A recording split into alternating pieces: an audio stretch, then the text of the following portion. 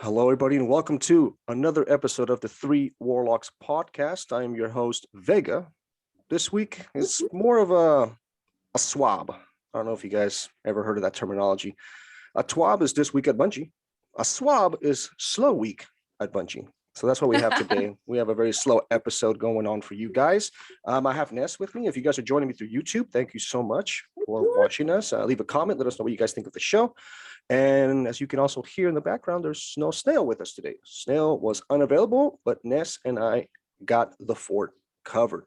So with that, Ness, how was your week? How you been? I feel like I should just answer as Snail. I was very well, Vega. How are you? Okay. Well, we missed you last week. You weren't here. So what happened? Oh, dude, I had to fly to Indiana and then drive from Buffalo, New York to Indiana with 4 Chihuahuas. Oh my God. It was a blast. Oh my God. Everything. The wind bothers these dogs. But other than that, the trip went well. I think it was like 7 hours and 45 minutes, record time. Wow. So my parents now live here, and it's hilarious because remember I told you like FaceTime is like Blair Witch, and they still try to do it. Even though you guys are close to each other. Anacita, I need you to come by. So yeah, I spent a lot of family time. So needless to say, I haven't been on game this week. So Snail's actually been covering my character. So Thank you, Snail. I appreciate you. There must be a big difference for them. Your parents still lived in New York, the state, most of their life, and now they're living in Indiana. There must be something strange, huh? Did they like it? They like it, but it's so funny because having them in like gatherings and stuff, like local stuff, people just turn and look because my mom is like really New York, and it's hilarious. Like people actually go out of their way to talk to her just so they can hear what she's gonna say and how she's gonna say it. Coffee and all that. So, but other than that, mafia or something like that. I know it's slower than New York, but they really like it. So I'm happy. Yeah, that's good, especially having your family so close. That's always a good thing. That is great. But yeah, let's talk some Destiny. Slow week, like I talked about in the beginning of the episode. This is episode 40, the big 4-0. We're growing up. We're getting older as a podcast. And the trial begins like it does, kind of catches up with people, see how things are going. And they mentioned something that I was talking to Snail weeks ago. I was like, man, can you believe this year is flying by so fast? It's already July. Actually, July will be over next week, and then August starts up. And it seems like 2019 took 7 years to be over, and 2020 and 2019 took forever to get done. And then 2021 is just flying by, just really, really quick.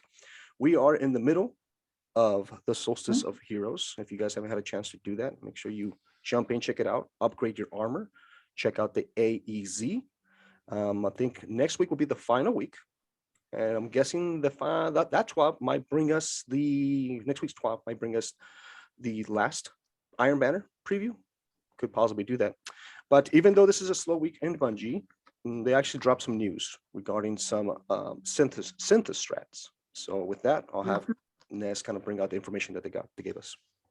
Well, Bungie has been actually monitoring the community to see how the transmog has been going on.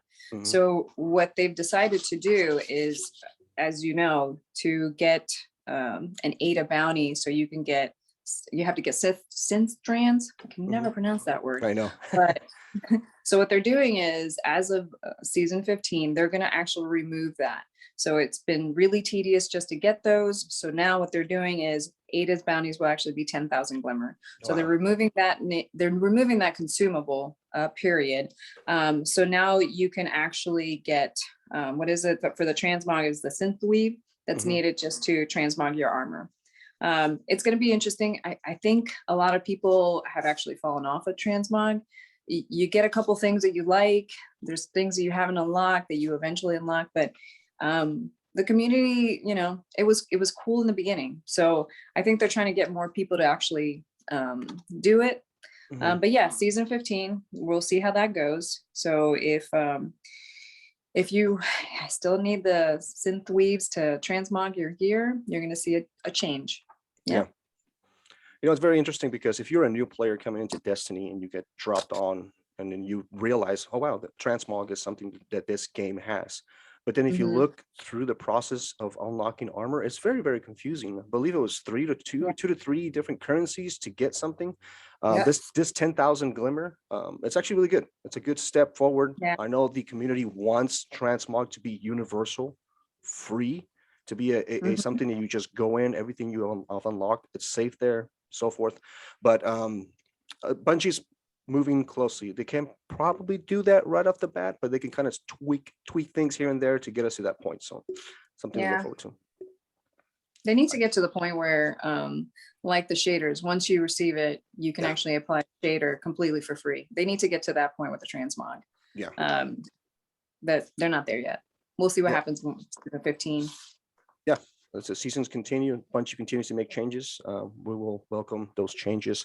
Let's talk about some store renovations. Now it's an ongoing joke with Snail and I. I know he mentions that the Bungie store is going to be up. Bungie store is going to be up probably within the last 3 weeks, and Bungie's finally made it, so it's up. Now, what they want you to do is want you to migrate your account. So you want to change your password and move everything to the Bungie store.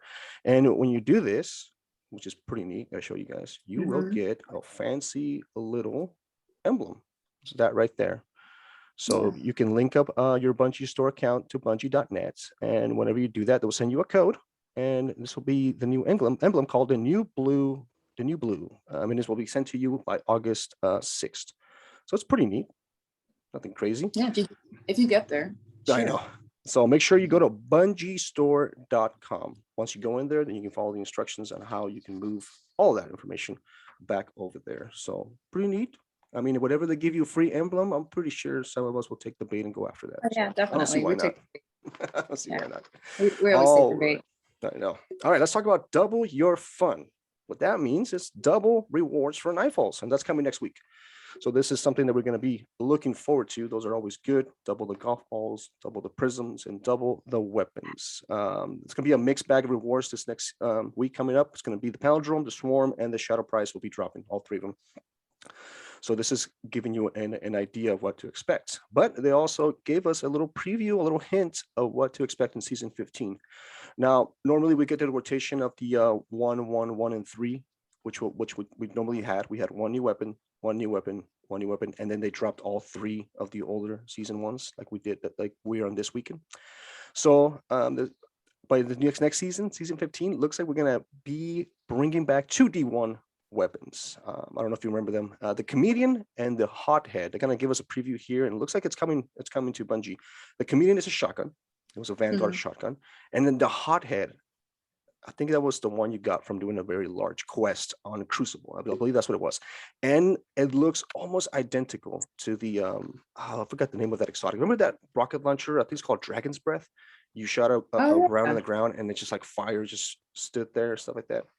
So yeah, pretty neat. They're bringing these weapons back. The Comedian they didn't have really rate of fire back in D1, but the Comedian was not as popular as the Matador 64 in PvP. People used to run that shotgun a lot. It was really, really, really fun. I remember that one. But the Comedian is coming back, and so it's the Hothead. And with the Hothead coming back to a Nightfall exclusive reward for Grandmasters or any harder difficulty, it looks like we're going to be getting some heavy weapons, something to help us out, because in Season 15, I don't know if you remember, Ness, we're going to be losing the strength on the Anarchy. Anarchy is no longer going to be kind of viable. They're going to dial it back a little bit. So it makes me think if we're going to be using a lot more rocket launchers, a lot more of that weapons to give us more DPS. So I'm actually welcoming this change on the Nightfall drops. So the Comedian and the Hothead. So it looks like we're going to be getting a new weapon, then an all weapon, new weapon, all weapon, new weapon, all weapon. So kind of the example they gave us: Comedian, Shadow Prize, Hothead, Hung Jury. So kind of neat. So this might be the last time to kind of get the Swarm, the Shadow Prize, and the Palindrome, because the next season we're going to be having a new set of weapons. So they just get like one season behind or one season forward. So perfect time to run those things. So have you gotten all those weapons yet, Ness? I've gotten Shadow Prize, and I've gotten Hung Jury. The only thing, Hung Jury did not come Adept.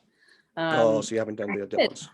Have you gotten the sniper from the Grandmaster? No, you and I, we did it yesterday. with Rob, and it didn't drop for me for some odd reason. Oh yeah, and congratulations on Conqueror, sir.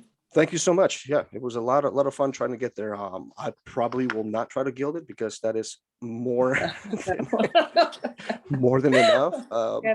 It took I'll 2 get the seasons. guild by accident. I know. Well, it took me 2 seasons to get my Conqueror title. I wasn't good enough to do it last season, but thank you so much. That's good.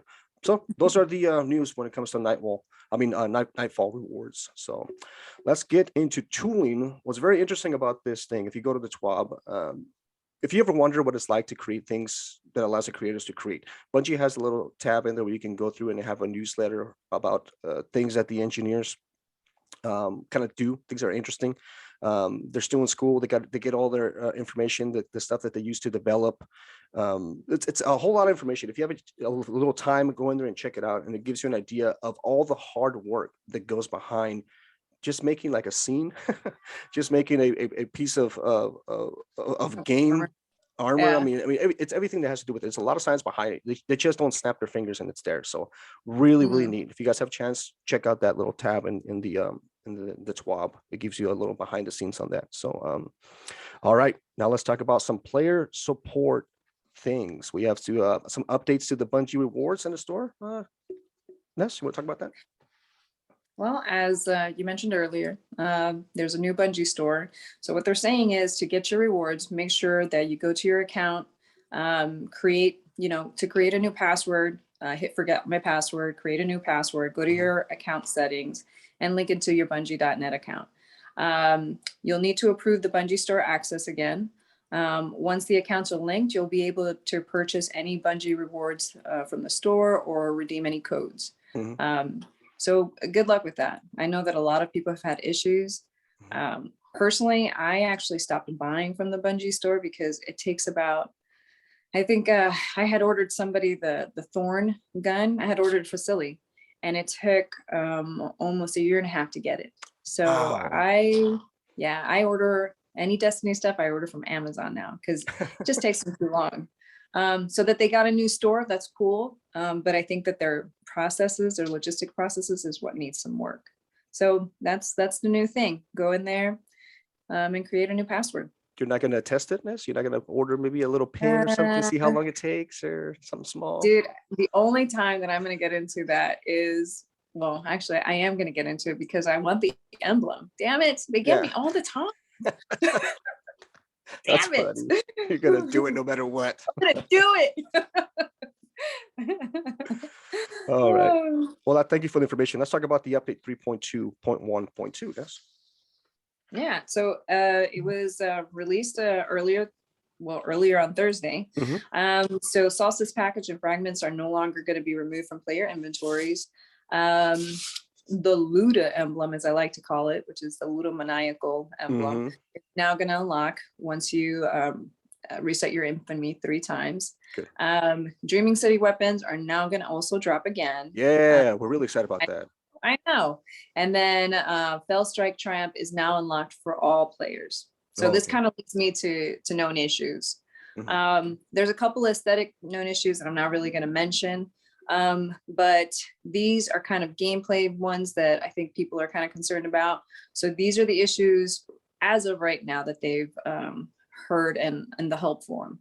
So upgrades to the magnificent armor sometimes drops the armor power level to 1100, kind of a big deal. Insight Terminus sometimes produces a bird error code once you get to the boss. Yeah. Some players aren't seeing the weekly EAZ challenge reset. And then Riven, when you're trying to do the last raid, does not get stunned in the 2nd level. So those are kind of big deal gameplay issues that people have reported. But there is a full list. So if you actually want to look at everything that is currently being reviewed on the help forum, you can go ahead and go into known issues, an article on Bungie, and review all the things that are wrong. Yeah. Thank you so much, Ness. Well, yeah, that was pretty much the SWAB. Very, very small, a little SWAB for you guys. A little slow week at Bungie. Nothing major. Cosmo does close with something very, very important. I'm actually going to read it verbatim, so that way you guys get to hear what he said.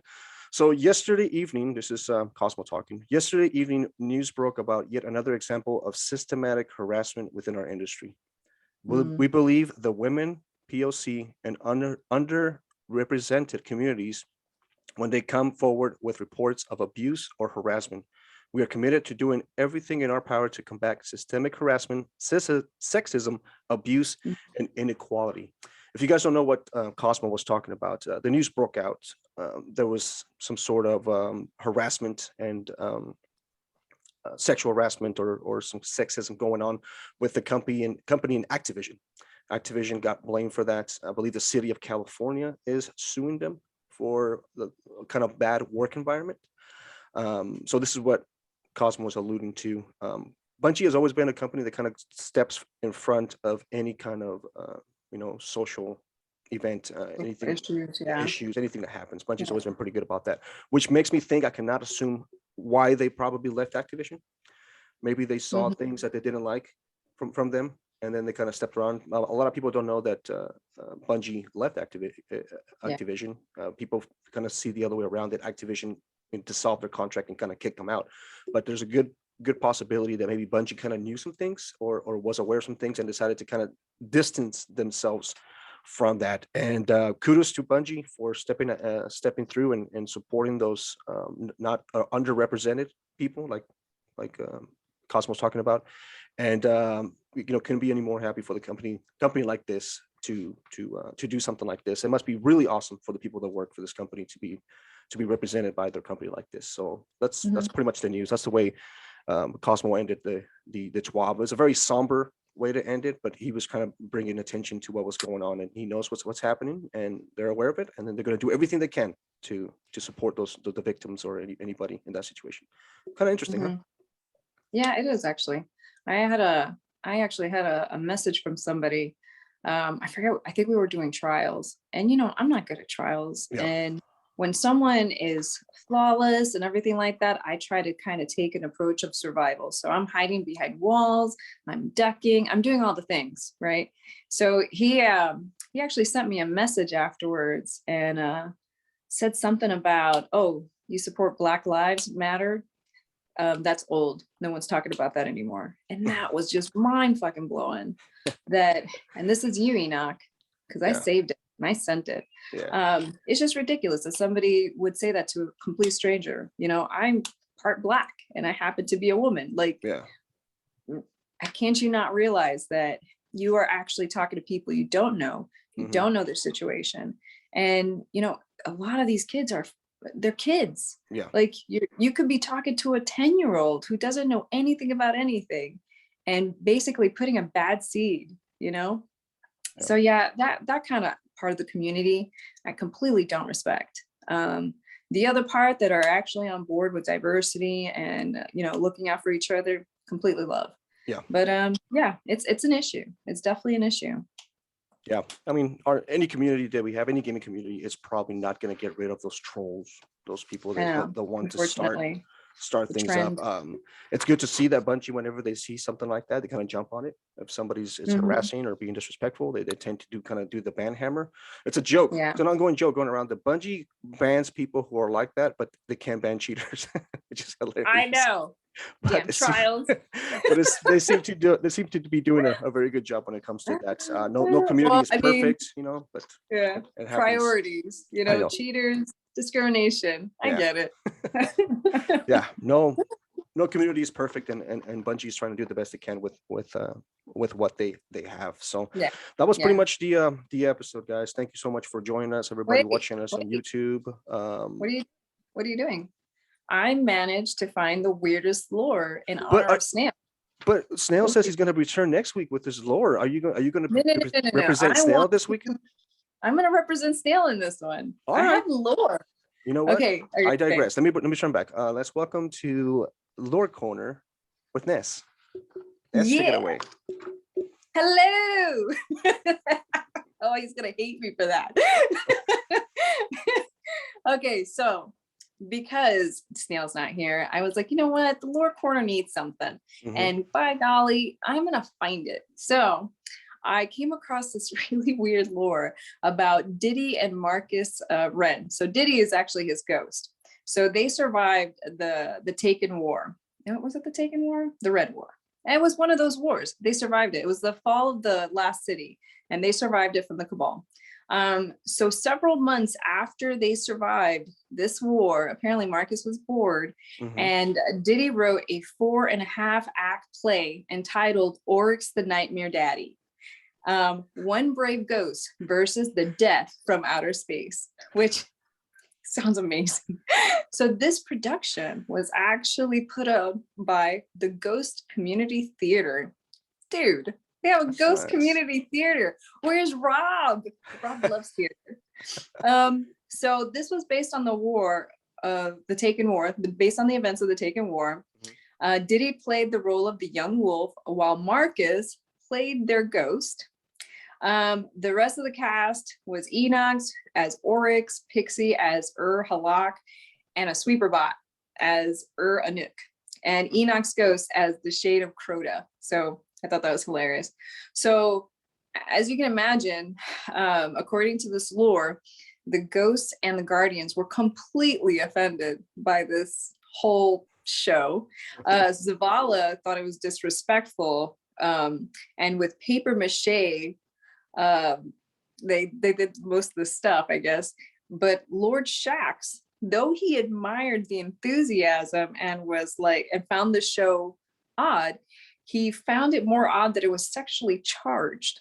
Which what? Dude, what the fuck are you talking about? A sexually charged 4-part act show called Oryx the Nightmare Taken Daddy. That sounds like the name of your next porn. That's awful. I know. So Tyra Karn's ghost was the most offended by the structure of the play's act, and eventually found Diddy to teach her the basics of narrative composition. The end. Oh my God. That's freaking weird, right? I wish I could just be in the audience and watch that happen. May imagine Zavala all mad in the corner. You're welcome, Snail. Oh, that was awesome, man. Thank you so much, Ness. That's pretty neat. Interesting that there's a theater inside of the Destiny world. I love it. And it's sexually charged. I know. Like, what? It's amazing. Well, guys, with that was the episode 40. Thank you so much for joining us. We'll be back, all three of us, hopefully next week. Yes. For another episode. And thank you all who watched the YouTube. Like I said, thank you. Give us a like, a little subscribe button, and leave a comment. Let us know what we can do to make the show better for everybody else. If you want to get a hold of us, the 3 Warlocks Podcast Twitter account is available for you guys. So at Warlocks3, or just simply search for the 3 Warlocks Podcast. My name is Vega. My gamer tag is Vega6417. You can find me on Xbox Live. You can find me on Twitter under Jesubius, or you can search Vega6415. And also you can find me on Twitch TV /TripleVega. Thank you very much, Ness. All right. So my name is Ness1. You can find me on Twitch, Twitter, and Xbox. Please hit me up with any questions that you may have. Really appreciate the people that have actually been sending us messages. Sean Gray, thank you for the thumbs up. And also I run the genuine_apathy Instagram. So you can always message us there. Should you need any help or anything like that, just send us a little IM and we will try to contact you and help you out. And shout out to Snail for doing a huge climb on a mountain for the kids. So yes. Good job, Snail. We're definitely going to be talking about that next episode. Maybe you can put on some pictures. We can show them on the show. That'll be awesome. And his name is Snail2268. Don't you ever forget it. Add him on Xbox and just try to find him in all the other social medias under Snail.